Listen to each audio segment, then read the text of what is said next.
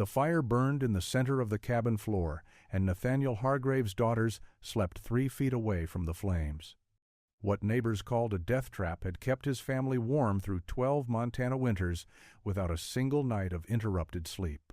Before we begin, let us know where you're watching from, and if frontier survival stories like this move you, hit that subscribe button. Tomorrow's episode reveals an even more unbelievable innovation. The winter of 1834 arrived in the Montana wilderness with a cruelty that even veteran trappers hadn't anticipated. Nathaniel Hargrave and his partner Thomas Brennan had survived 6 winters together in their small log cabin along the Madison River, trapping beaver and living the hard, isolated life that mountain men accepted as the price of freedom. Their cabin was typical of the era. Notched logs, mud chinking, a stone fireplace built against the north wall with a chimney that rose through the roof. It had always been adequate, until it wasn't. The cold snap began on January 12th. Temperatures dropped so severely that water left in cups overnight froze solid. The wind howled through gaps in the chinking despite their best efforts to seal them. The fireplace, which had seemed sufficient in previous winters, suddenly revealed its fundamental weakness. Heat rose up the chimney and disappeared into the night sky. What little warmth radiated into the cabin dissipated quickly in the brutal cold. Nathaniel and Thomas developed a routine born of desperation. Every 2 hours, one of them would wake, add wood to the fire, and return to their bedrolls. It was exhausting. Neither man slept more than 90 minutes at a stretch. They were trappers, accustomed to hardship, but this level of sleep deprivation was dangerous. Exhaustion crept into everything. Simple tasks became difficult. Judgment suffered. But the alternative was freezing to death, so they maintained their schedule. On the 5th night of sickness, the cold snap, Nathaniel woke at what he estimated was 2 in the morning. The cabin was ice cold. He could see his breath in thick clouds. The fire had died to embers. It was Thomas's turn to have fed it, but Thomas hadn't moved. Nathaniel called his name. No response. He crawled from his bedroll, every movement painful in the extreme cold, and crossed to where Thomas lay 10 feet from the hearth. Thomas Brennan was dead. Not frozen solid yet, but dead. His body was cold to the touch. Nathaniel tried to revive him, knowing even as he did that it was pointless. Thomas had simply stopped breathing sometime in the last 3 hours. The exhaustion from days of interrupted sleep had dragged him into unconsciousness so deep that even mortal cold couldn't wake him. He had slept through his own death. Nathaniel rebuilt the fire with shaking hands and sat beside his dead partner until dawn. In the growing light, he could see frost coating the inside walls of the cabin. The fireplace, which they had both trusted to keep them alive, sat cold and useless against the wall. Thomas's bedroll was positioned as far from the hearth as the cabin's dimensions allowed, trying to avoid the smoke and drafts that plagued their sleeping area. That distance had killed him. When the ground thawed enough in March to dig, Nathaniel buried Thomas on a hillside overlooking the river. He marked the grave with stones and made a decision that would change frontier construction across the northern Rockies. He would never build another fireplace against a wall. He would never again accept that freezing or exhaustion were simply the cost of mountain survival.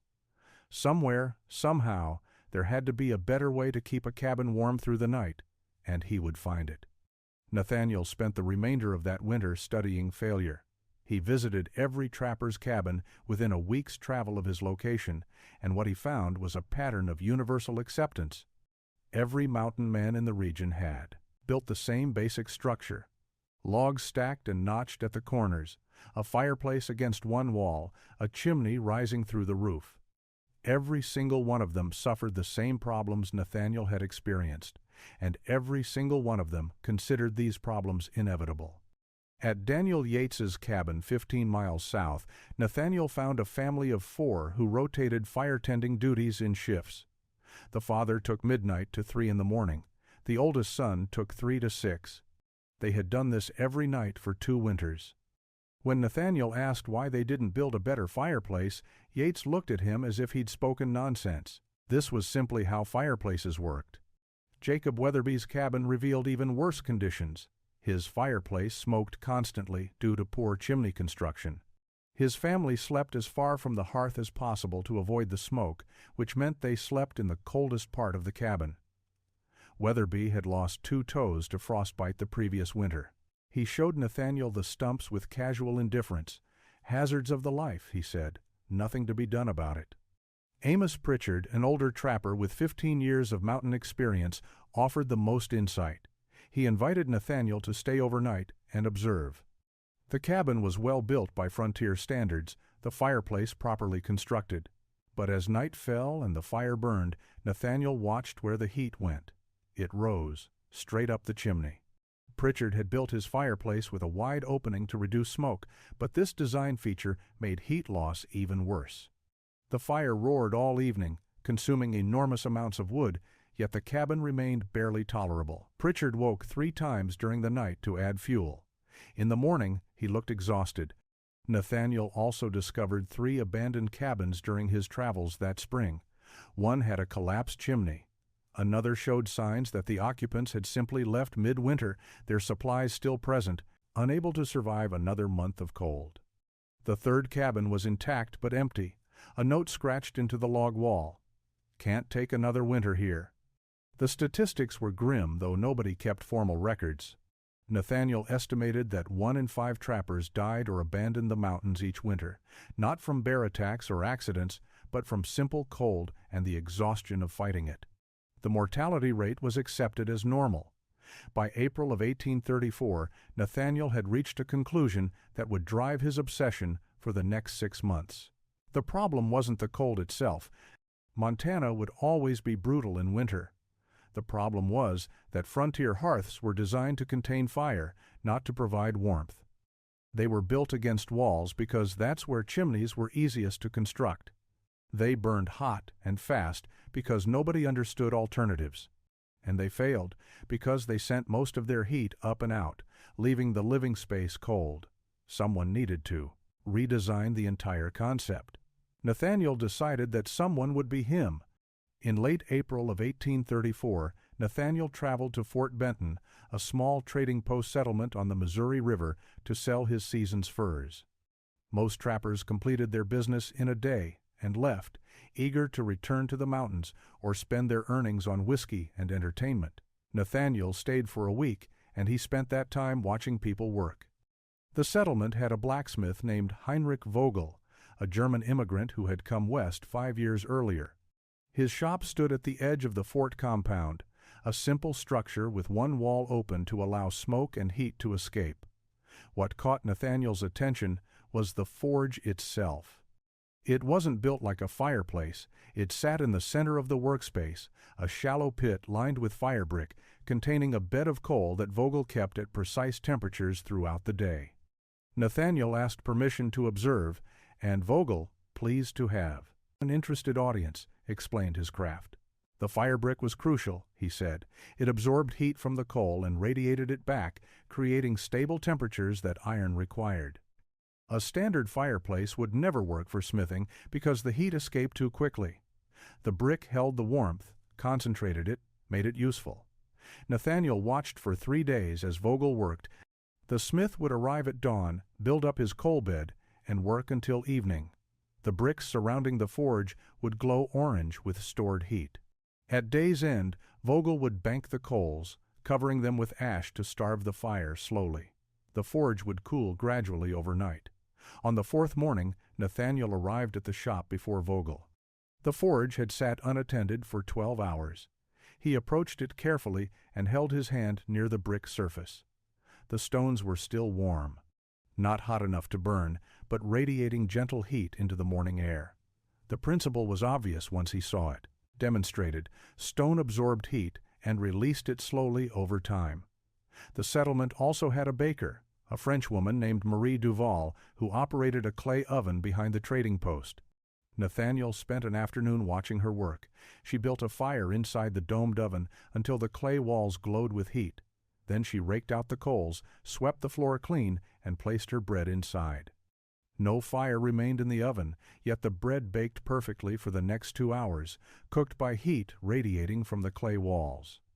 Madame Duval explained that this method produced superior bread because the heat was even and sustained. A fireplace with active flames would burn the outside while leaving the inside raw. The stored heat in the clay cooked gently and completely. Nathaniel left Fort Benton in early May with his mind racing. Frontier fireplaces were built wrong because they were designed to burn wood, not to store heat. They were positioned against walls because that made chimney construction easier, not because it provided better warmth. Every mountain man in the Rockies was building structures that wasted the very resource they needed most, the heat their fires produced. He knew what he had to do. He had to build a hearth that worked like a forge and an oven, not like a chimney.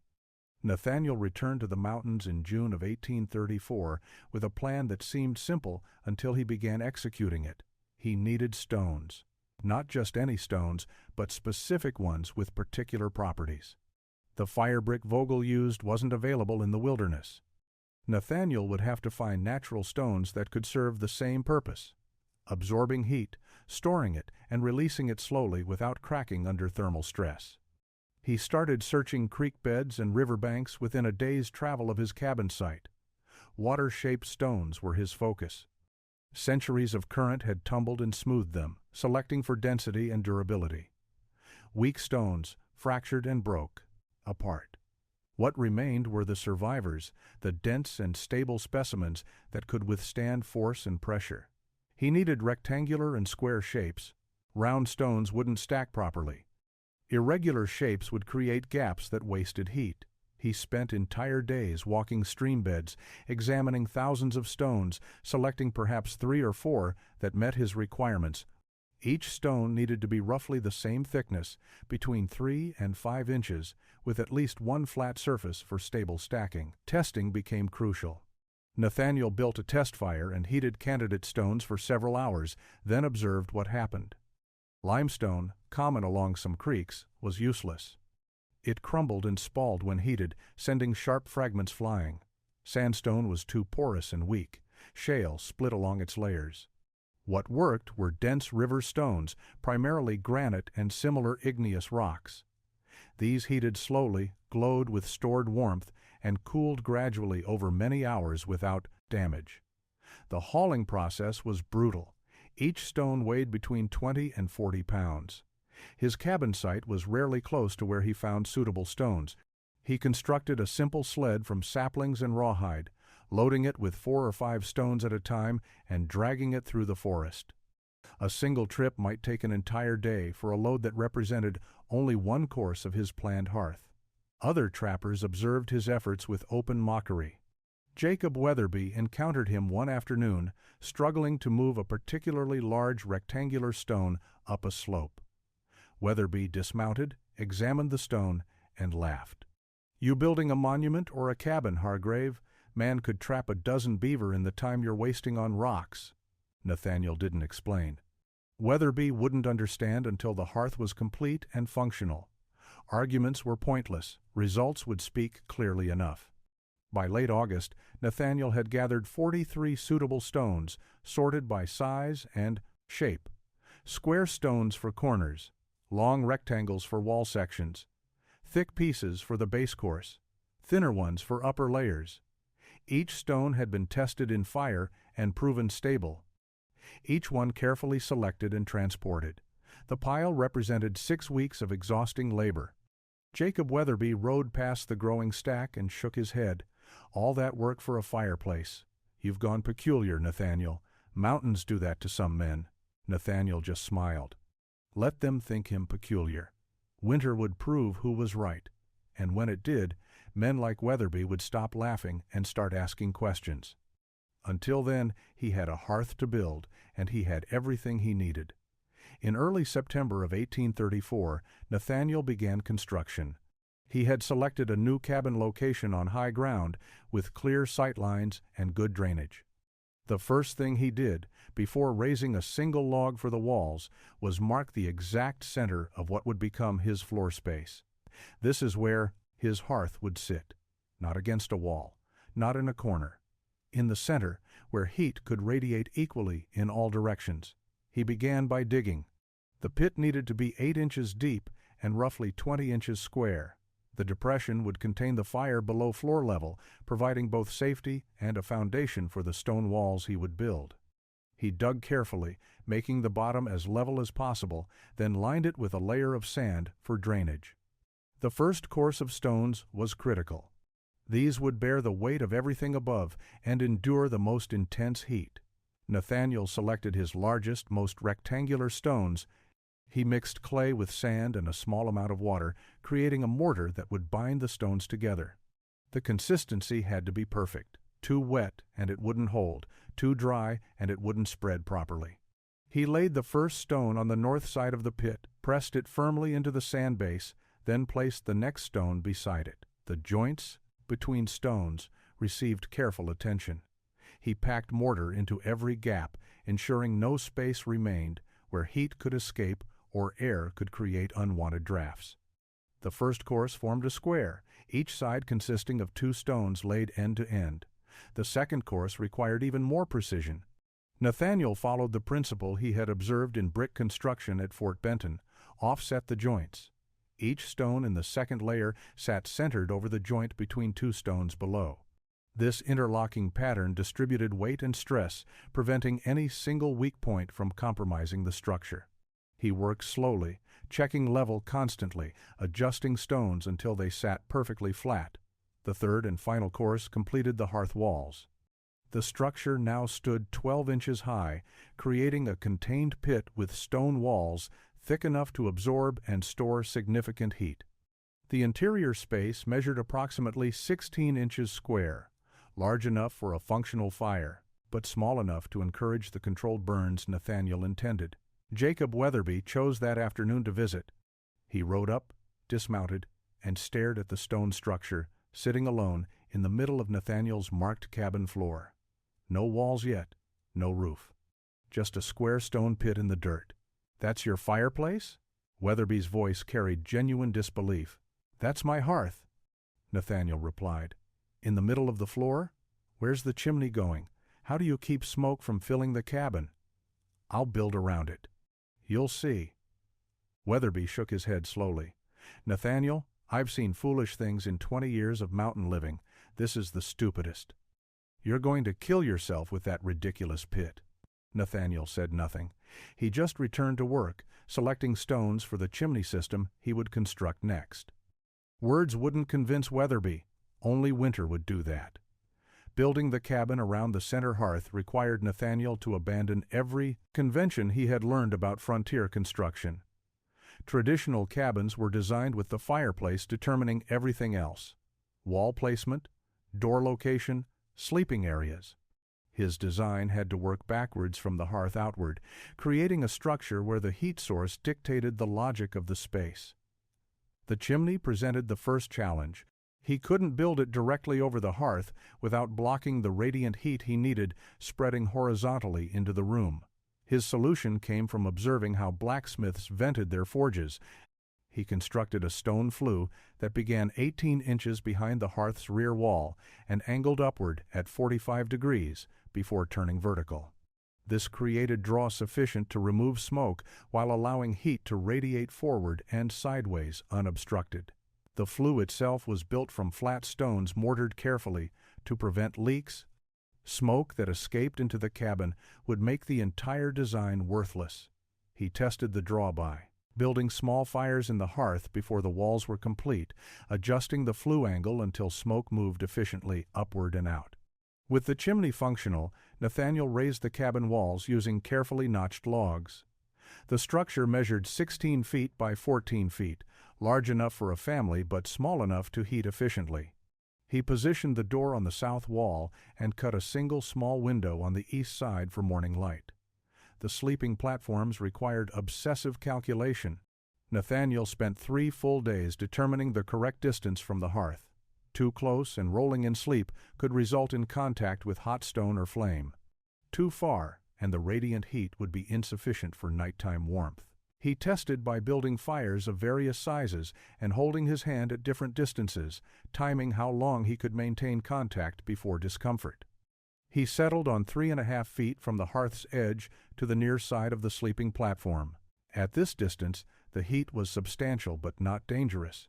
He built 2 platforms on opposite sides of the hearth, each measuring 6 feet long and 4 feet wide. The frames were constructed from thick pine logs notched and pegged together. He raised them 16 inches off the floor, both for warmth distribution and to create storage space beneath. The platform surfaces were made from split planks laid tightly together and secured with wooden pegs. Over these he would place thick furs and blankets for sleeping. The height and distance combination created what Nathaniel believed would be optimal.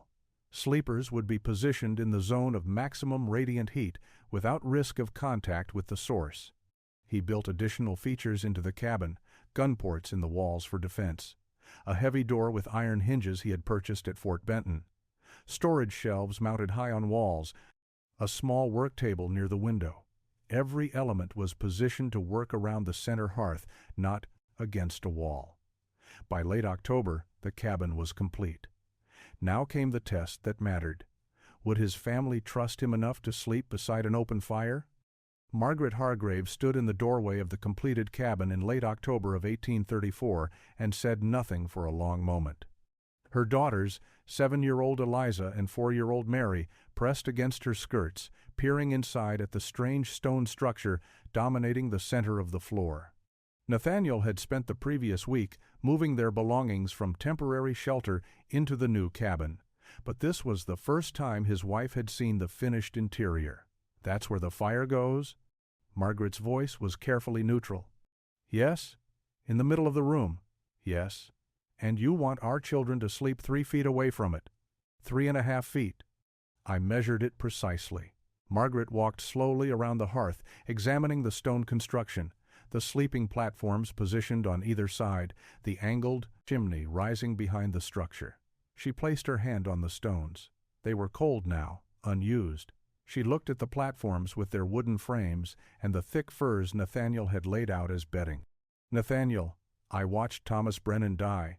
I know why you built this. But if you're wrong, if this design fails, our daughters could burn to death in their sleep." "I'm not wrong." "How do you know?" "Because I've tested everything. The distance is safe. The stones will hold heat without creating danger. The chimney draws smoke properly. Margaret, I would never risk our children. You know that." She did know that. But knowing and trusting were different things. That first night, Margaret refused to let Eliza and Mary sleep on the platforms. She made a sleeping area in the corner farthest from the hearth, using every blanket they owned to create a nest where the 3 of them could stay together while Nathaniel proved his design. Nathaniel built his first fire in the new hearth as darkness fell. He used the technique he had developed through weeks of practice. Small pieces of dense hardwood, split to consistent size, arranged in a pattern that encouraged slow, even burning. He restricted airflow by partially covering the pit's opening with a flat stone, creating a controlled burn rather than open flames. The fire caught and settled into a steady, low burn. Smoke rose smoothly up the angled flue and out through the chimney. No smoke entered the living space. Heat began radiating outward from the stone walls of the hearth. Nathaniel sat beside it, monitoring, adjusting, learning how his creation behaved. By 10 o'clock that evening, the stones were noticeably warm. The cabin's interior temperature had risen to comfortable levels, despite the cold October night outside. Nathaniel added 2 more pieces of wood and banked the fire further, reducing it to glowing coals surrounded by heat-saturated stone. At midnight, Margaret woke from restless sleep. The cabin should be cold by now. Traditional hearths required feeding every 2 hours. She rose quietly and approached the hearth. The fire had died to barely visible embers, but the stones glowed with retained heat. January of 1835 brought cold that old-timers claimed was unprecedented. Temperatures dropped to 40 below zero and stayed there for 6 consecutive days. Nathaniel's cabin became a proving ground for everything he had built. Each evening he followed the same ritual: build a controlled fire at dusk, let it burn for 3 hours while the stones absorbed heat, then bank it to coals and let it die. The stones radiated warmth through the entire night. His family slept comfortably on the platforms beside the hearth. They never woke to tend the fire. They never shivered in their blankets waiting for dawn. On the fourth night of the brutal cold snap, someone pounded on Nathaniel's door at midnight. He grabbed his rifle and approached cautiously. Winter visitors at midnight meant trouble. "Nathaniel, it's Jacob Weatherby. Please, I need help." Nathaniel opened the door. Jacob stood in moonlight with his wife Rebecca and their 3 children huddled behind him. Their faces were wrapped in scarves, their eyes desperate. Frost covered their clothing. Our chimney cracked. Smoke filled the cabin. We had to put out the fire. We've been without heat for 4 hours. My youngest isn't responding right. Can we shelter here? Just until morning? Nathaniel stepped aside. The Weatherby family stumbled into the cabin and stopped. The interior was genuinely warm, not just tolerable, but comfortable. Nathaniel's daughters slept peacefully on their platform, covered with a single blanket each. No massive fire roared, just a faint glow from the stone hearth in the center of the room. Rebecca Weatherby rushed her youngest child, a boy of perhaps 5 years, to the hearth. She knelt beside it, holding the boy close to the radiating stones. The child was dangerously cold, his lips blue, his body shaking. Margaret appeared with extra blankets and helped Rebecca wrap the boy while keeping him near the warmth. Jacob stood motionless, staring at the hearth. His own cabin had a traditional fireplace that consumed enormous amounts of wood and still left the sleeping areas cold. He had mocked Nathaniel's design as suicidal foolishness. Now he was watching his family revive from near-fatal cold because of that same design. Within 20 minutes, all 3 Weatherby children had fallen asleep on the second platform, their first comfortable rest in days. Rebecca sat beside them, tears running down her face. Not from sadness, but from overwhelming relief. Her children were warm, they were safe, they would survive the night. Jacob approached the hearth and held his hands near the stones. Barely a flame visible, yet substantial heat radiated outward. He looked at Nathaniel. "How long has the fire been out?" 3 hours. "And it's still this warm?" "The stones hold. Heat. Release it slowly. We sleep through entire nights without tending it." Jacob said nothing more that night. He simply sat beside the hearth, watching his family sleep peacefully for the first time in a week, and finally understood what Nathaniel had built. By morning, Jacob Weatherby had made his decision. Before leaving with his family, he asked Nathaniel to teach him the construction technique. The 2 men spent that afternoon at Jacob's damaged cabin, examining what could be salvaged. The traditional wall fireplace was beyond repair, its cracked chimney dangerous and unstable. Jacob tore it down completely. Over the next month, Nathaniel helped Jacob build a center hearth using the same principles. Carefully selected stones, horizontal layering with offset joints, an angled flue system for smoke removal, and sleeping platforms positioned at precisely calculated distances. Jacob's cabin became the second in the region to use the design. The transformation was immediate. Jacob's family slept through nights without interruption. Their wood consumption dropped by half compared to the previous winter. The children stopped showing signs of cold-related illness. Rebecca Weatherby told every trapper's wife she encountered about the hearth that had saved her family. By spring of 1835, Daniel Crawford, a younger trapper who had heard the stories, rode to Nathaniel's cabin and asked to see the design. Nathaniel gave him a complete explanation: stone selection criteria, mortar recipes, construction sequence, optimal dimensions. Crawford built his own version that summer. Amos Pritchard, the older trapper Nathaniel had visited the previous year, made a special trip to examine the completed hearth in person. He studied it for an entire afternoon, asking detailed questions about heat distribution, smoke management, and structural stability. Pritchard was respected throughout the mountain community. His opinion carried weight. After his examination, he declared the design the most important survival innovation I've witnessed in 15 years of mountain living. Word spread through mechanisms frontier communities understood. Trappers gathering at Fort Benton for spring fur sales discussed the strange hearths. A trader named Marcus DeLand, who traveled between mountain settlements buying pelts, visited Nathaniel's cabin and later carried descriptions to other regions. He called them Hargrave hearths, or sleeping hearths, names that stuck. Not every trapper adopted the design. Some considered the construction time excessive. Others remained skeptical despite testimonials. A few simply refused to believe that sleeping near an open fire could be safe. But families with young children embraced it. Trappers who endured the coldest winter conditions built them. Those who had experienced near-fatal cold recognized the value. By 1838, Nathaniel knew of at least 25 cabins across Montana and Wyoming territories, using variations of his center hearth design. Some builders modified dimensions. Others experimented with different stone types or platform heights. The core principles remained consistent: center placement for heat distribution, stone mass for thermal storage, controlled burns for safety and efficiency. Lives were saved, though exact numbers were impossible to document. Trappers who would have died from exhaustion-induced hypothermia slept safely through brutal nights. Children who would have suffered frostbite stayed warm.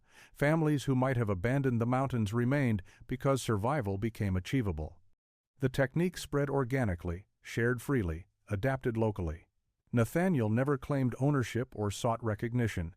He had solved a problem that killed his friend. That others benefited was simply the natural outcome of good ideas meeting desperate needs. Nathaniel Hargrave left the Montana mountains in 1847. The fur trade had collapsed years earlier as silk replaced beaver, felt in hat production. Most mountain men had already departed, moving to Oregon, California, or back to eastern settlements. Nathaniel took his family west to the Willamette Valley in Oregon Territory, claimed land under settlement laws, and became a farmer. He raised crops, expanded his property, and watched his daughters grow into women. Eliza married a schoolteacher in 1852.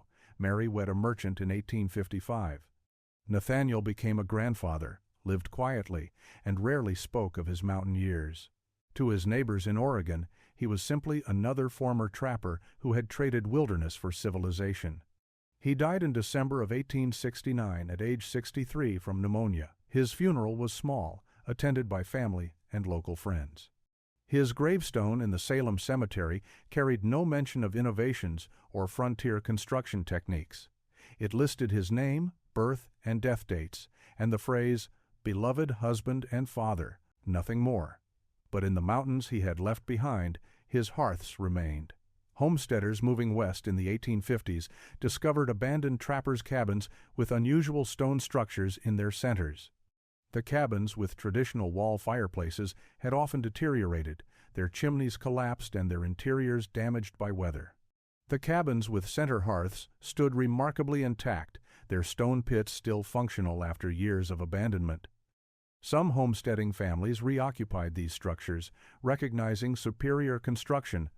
They cleaned out the hearths, rebuilt fires, and experienced what Nathaniel's family had known: warmth that lasted through entire nights, reduced wood consumption, and sleeping comfort impossible with traditional designs. They maintained the cabins, added improvements, and passed them to the next generation. The phrase, "built with a Hargrave hearth," entered frontier vocabulary by the 1860s. It became shorthand for cabins that could withstand the worst winters. Land agents mentioned such features when describing properties. Settlers sought them out specifically, knowing they represented proven survival infrastructure. Military surveyors mapping western territories in the 1870s documented numerous cabins featuring center-positioned stone hearths. Their reports noted the unusual construction and its apparent effectiveness. Several Army outposts adopted similar designs for remote stations where reliable overnight heating was essential. Modern historians studying frontier survival estimate that Nathaniel's innovation saved dozens of lives over the following decades. The exact number is impossible to calculate. Death by hypothermia often went unrecorded.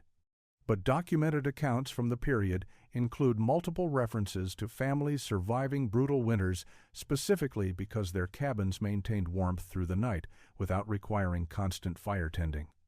The technique itself was simple: stones stacked in horizontal layers, positioned where heat mattered most, used in ways that stored warmth rather than wasting it. Nathaniel hadn't invented new materials or complex engineering.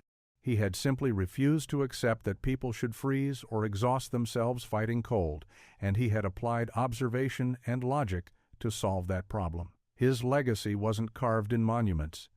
It was built into cabins scattered across the Rocky Mountains, providing warmth long after he was gone, letting families sleep safely beside flames through the longest winter nights the frontier offered.